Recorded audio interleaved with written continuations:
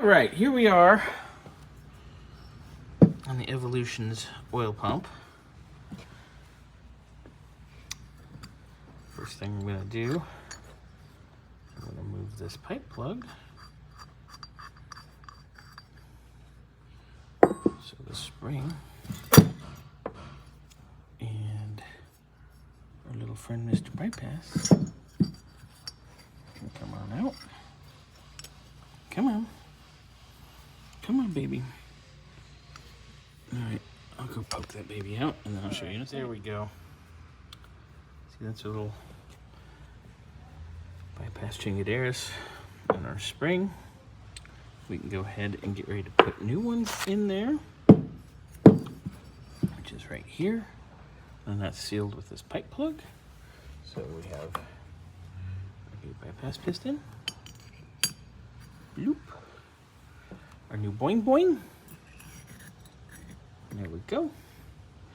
And then we put our pipe plug back in. I'm gonna put a little liquid Teflon on that and thread that baby in. That part's all done. We do have new gears. Ding. Ooh, pretty. Now we gotta go hex side out because they're driven by this shaft, which comes from the distributor.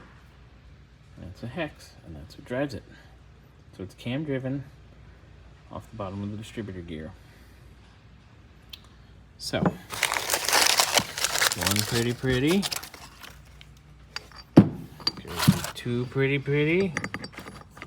Get in there, baby. And that's that. Also, gotta take note. Front wheel drive 80 to 81, which is what this is. You use a different gasket. You use this one, not this one.